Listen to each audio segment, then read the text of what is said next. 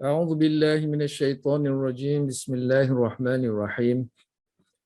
الحمد لله رب العالمين والصلاة والسلام على سيدنا محمد وعلى آله وصحبه أجمعين. سبحانك لا علم لنا إلا ما علمتنا إنك أنت العليم الحكيم. رب اشرح لي صدري ويسر لي أمري واحلل عقدة من لساني يفقهوا قولي. أما بعد.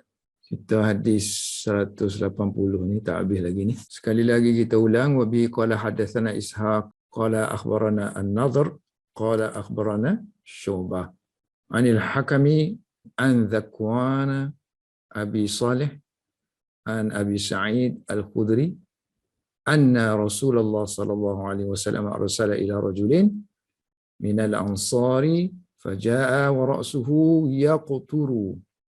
فقال النبي صلى الله عليه وسلم لعلنا أعجلناك فقال نعم. فقال رسول الله صلى الله عليه وسلم إذا أعجلت أو كحدت فعليك الوضوء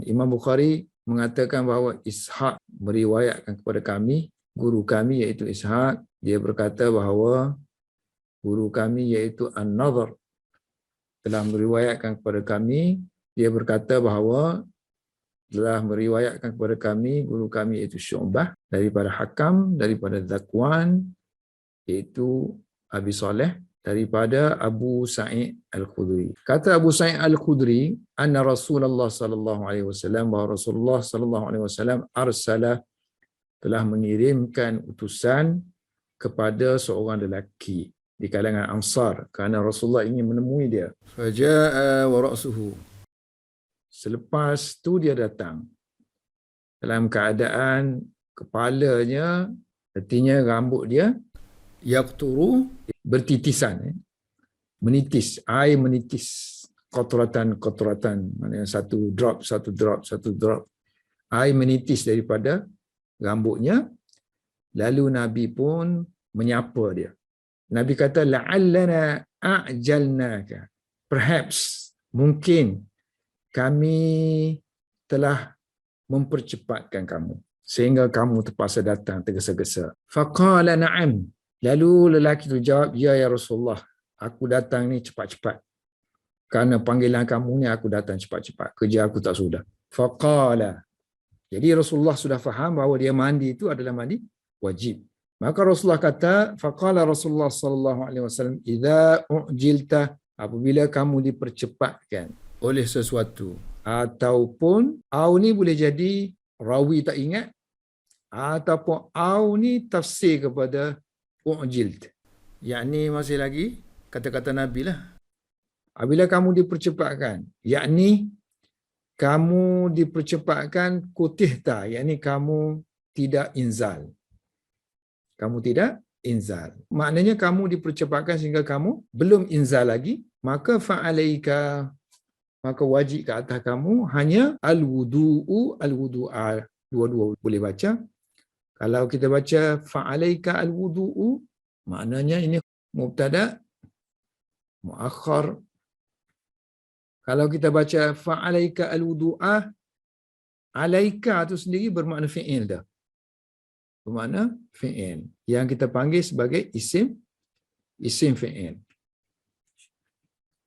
Ada serta-serta kalimah dia bukan fi'il, tapi dia dimasukkan dalam kategori isim, walaupun sini ada ala, alaika ni kan, maknanya dia satu package itu. Satu package dia tu dianggap sebagai fi'il. Maknanya ilzam, wajiblah kamu berwudu. Seterusnya Imam Bukhari sebut tentang sanad ni, selain daripada Nadhr, ada lagi yang meriwayatkannya iaitu Wahbun, juga mengambilnya daripada Syu'bah. Kemudian ada lagi selain daripada Nadhr iaitu Gundar dan juga Yahya bin Sa'id Al-Qattan, juga mengambil daripada Syu'bah. Dia kata hanya perkataan al-wudu saja. Biduni lam yakul wudu. Ni Wahab walam yakul sini kan. Dia kata al-wudu saja. Ay lam yakula lafzal wudu bal qala fa alayka faqat. Bihasbil mubtada lil qarinah al musawwirah. Betul dah yang saya sebut tu kan. Tapi masalahnya Dalam riwayat Yahya sebenarnya sebut falaisa alaika ghusl. Dalam riwayat Gundar sebut fala ghusla alaika alaikal wudu. Jadi takwilan tu tak berapa kemah lah. Jadi apa maksud dia yang Bukhari maksudkan situ? Maksud dia kemungkinan Tok Guru Bukhari ni riwayat dua-dua daripada riwayat Yahya dan riwayat Gundar. Tapi yang dibawa ialah riwayat Yahya, di mana riwayat Yahya tak sebut pun wudu. So kalau huraian dengan yang sini yang saya cakap semalam tu dengan kenyataan Ibn Hajar dia lain sikit. So faka'anna ba'd al-masyaikh al-Bukhari haddatsahu an Yahya wa Gundar ma'an fasaqahu lahu ala lafzi Yahya. Itu yang saya terangkan tadi. Kita kat sini kan, Nabi mengirimkan utusan kepada seorang lelaki agar datang menemuinya lah. Yang dikatakan lelaki ni nama dia Itban. Satu Itban, ada juga yang kata nama dia Soleh. Ada juga yang kata nama dia ni Rafi' bin Khadij. So tiga ni lah tiga ni yang rajihnya di sisi Ibn Hajar ialah Itban. Cuma riwayat Bukhari tak sebutlah nama. Riwayat tu disokong oleh riwayat Muslim. Riwayat Muslim sebut Itban. So kita berhentinya sampai kita baca dulu. Wali Muslim wa ghairihi marra ala rajul. So kalau dalam riwayat Muslim bukan sebut arsala, Rasulullah melalui seorang lelaki. Jadi macam mana kita nak kaitkan antara melalui dengan mengirimkan? Artinya Rasulullah melalui dia dulu, kemudian Rasulullah hantar orang supaya panggil dia. Kemudian disebut di sini nama lelaki Ansar ni ialah Itban kan? Menurut riwayat Muslim, nama dia Itban.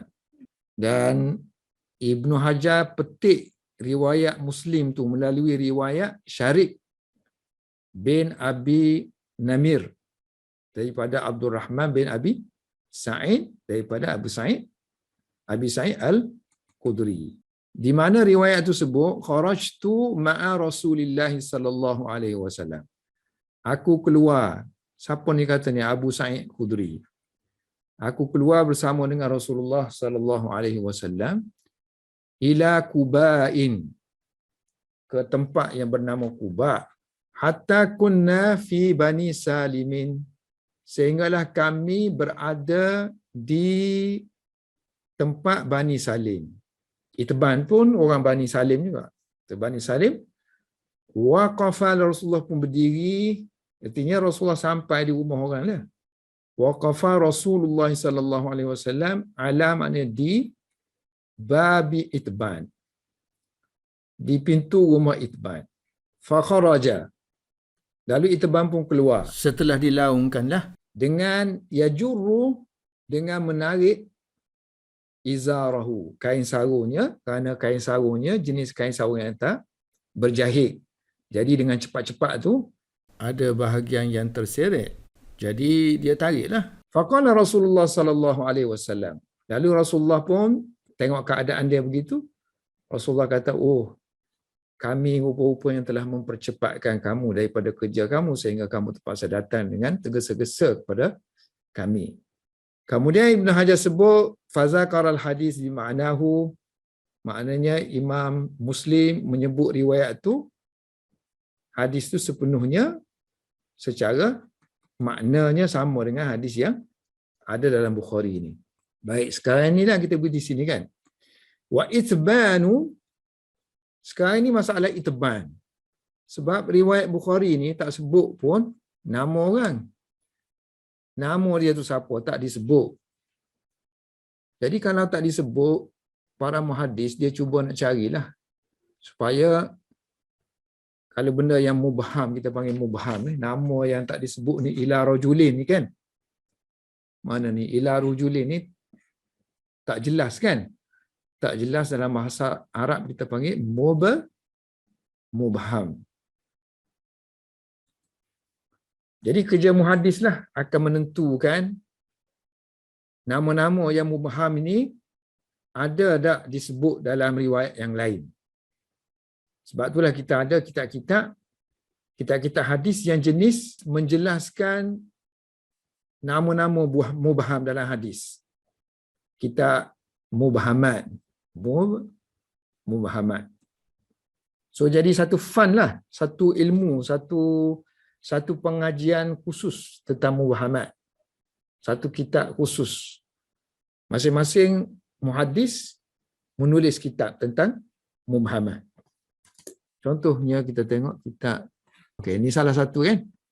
Ini salah satu kitab. Kitab yang mubhamat. Kitab contohnya Al-Ghawamid wal Mubhamat. Perkara-perkara yang hidden lah. Yang tersembunyi dan yang mubhamat. Yang tak jelas namanya. Ditulis oleh Abdul Ghani bin Sa'id. Satu lagi Al-Asma'ul Mubhamat. So nama-nama yang tak jelas. Wa ithban al-madhkuru, idban yang disebut tu sekarang ini wa ibnu Malikin, daripada kabilah Ansar. Malikin al-Ansariyu. Siapa yang bingkan dia ni? Siapa yang sebut dia ni Ansari dengan lengkap nama ni? Sebagaimana yang telah disebut, dinisbah maksudnya disebut keturunan ataupun gelarannya oleh seorang ulama nama dia Baqiyu Ibnu Makhlad. Siapa tengok Facebook saya hari ni kan ada saya sebut sedikit tentang kisah Baqiyu Ibnu Makhlad. Seorang muhaddis Andalusia, dilahirkan di Cordova zaman Imam Ahmad dan sempat berguru mengambil hadis daripada Imam Ahmad. Yang seronoknya kisah dia ni seorang yang tak nak naik kenderaan, tak nak naik unta, tak nak naik kuda, tak nak naik keldai. Kalau nak menuntut ilmu, dia nak jalan kaki. Jadi mana sejarah hidup dia dalam menuntut ilmu? Berjalan kaki. Sama ada di Cordova, di Andalusia tu, ataupun pergi ke Baghdad untuk menemui Imam Ahmad, pun dia berjalan kaki. Jadi semasa berjalan kaki tu, singgah banyak tempat kan. Kalau dia tahu di situ ada ulama, ada muhaddis, ada siapa saja yang dia boleh belajar, so dia akan belajar. Sehinggalah sampai ke Baghdad. Sampai di Baghdad pula, zaman tu zaman fitnah ke atas Imam Ahmad tentang khalqul Quran kan. Quran tu makhluk ke tak makhluk ke. Sehingga pemerintah khalifah waktu itu, Al-Wasiq Billah, memerintahkan Imam Ahmad tidak boleh mengajar. Di-ban. Tak boleh. Jadi siapa-siapa nak pergi mengaji dengan dia susah. So dia datang jumpa dengan Imam Ahmad. So meeting dengan Imam Ahmad, ginilah dia kata, kalau kamu nak mari kan, mengaji kan, kamu mari dalam keadaan seperti beggar. Seperti pengemis. Orang tak tahu, orang tak syak. So dia pun marilah tiap-tiap hari. Mari sebagai seorang pengemis. Sampailah habis baca hadis dengan Imam Ahmad, balik. So balik rumah mengajar menulis. Dan kitab dia sekarang ni tak ada. Kitab dia dua kitab yang excellent dia. Satu Musnad. Ini Musnad yang menjadi rujukan Ibn Hajar sekarang ni. Kalau dalam hadis, Musnad.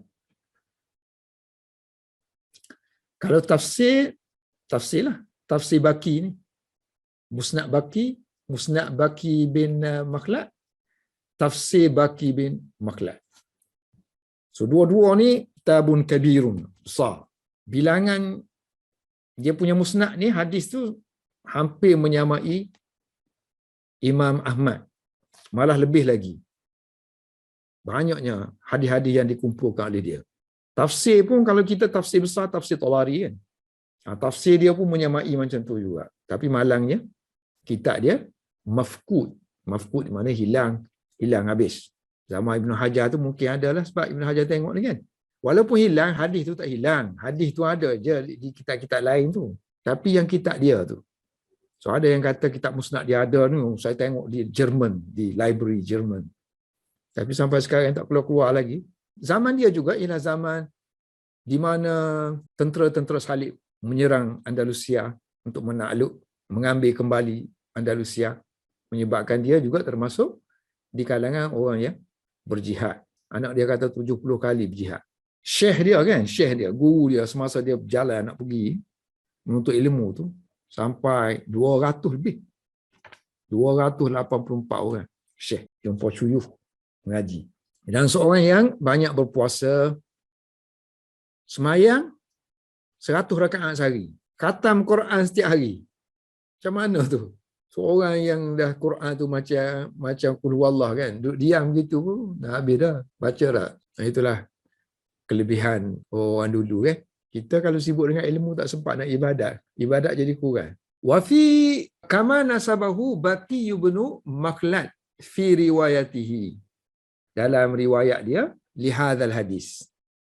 Bagi hadis ini min hadzal wajah. Dalam bentuk yang ni juga, dalam bentuk yang Imam Bukhari, cuma ada disebut nama tu lengkap, Itban bin Malik.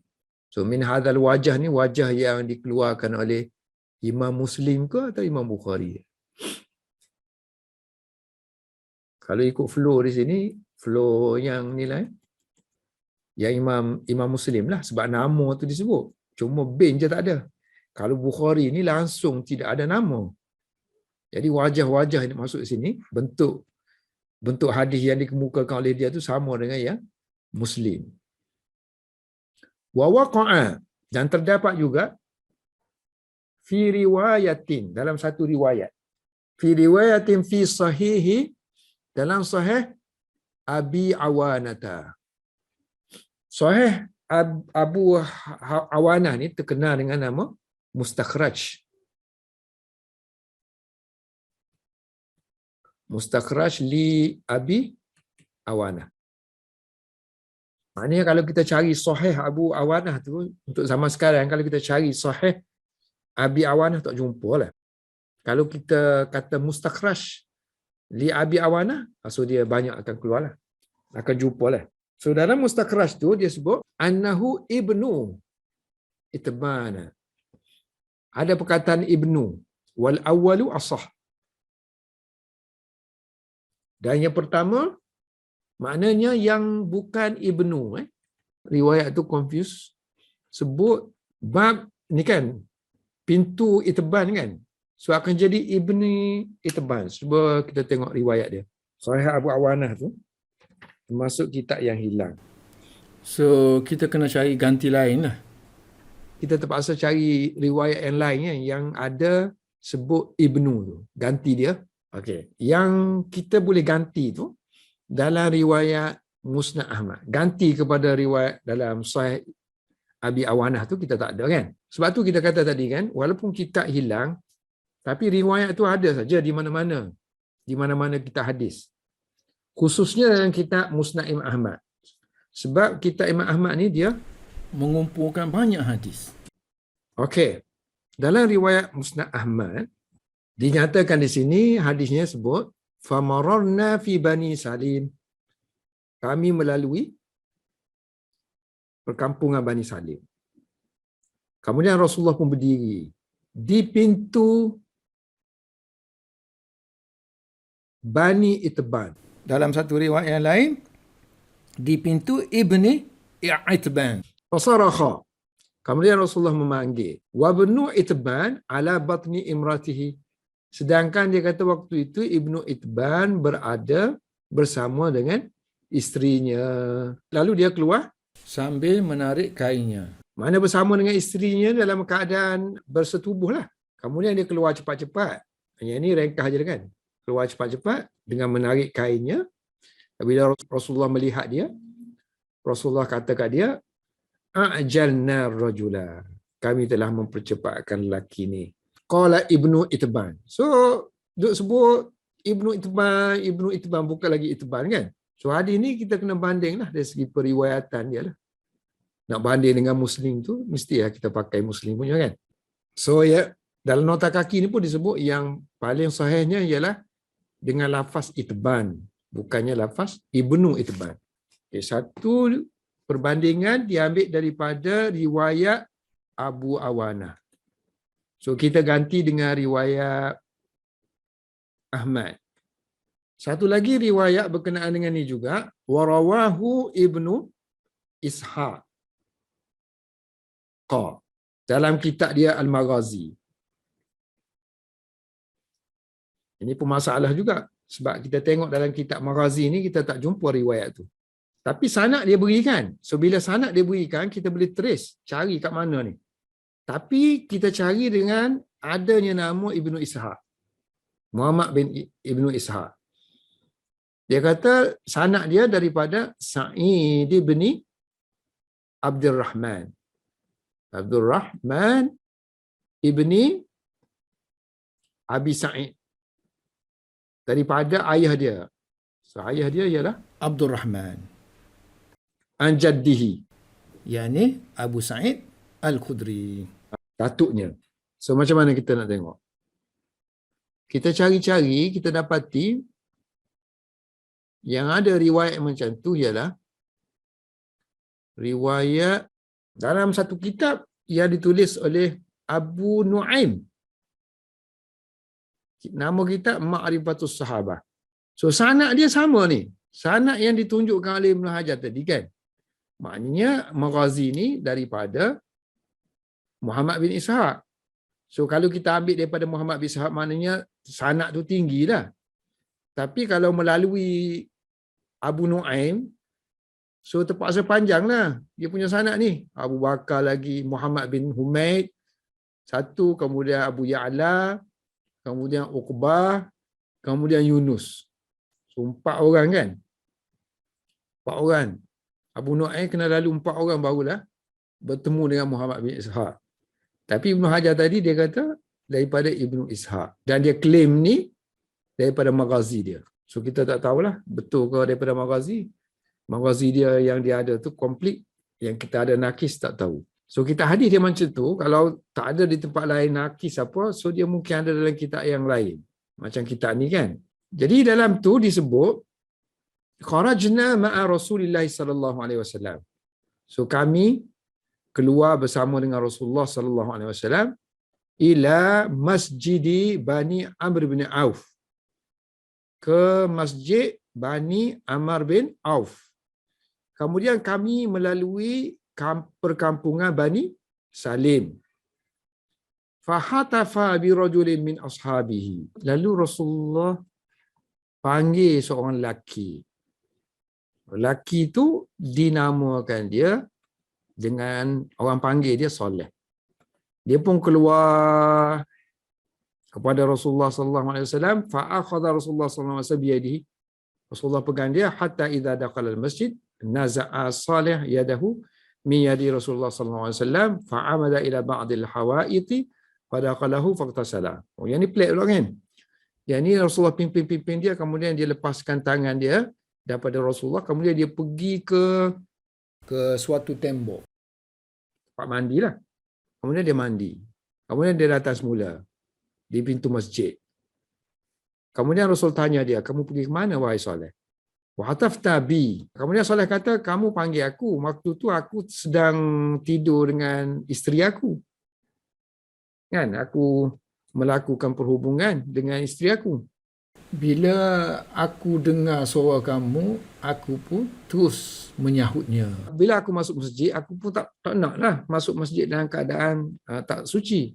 Sebab tu aku pun pergi lagi mandi. Faqala Rasulullah, al-ma'u minal ma'. Lalu Rasulullah kata kat dia, oh tak perlu mandi.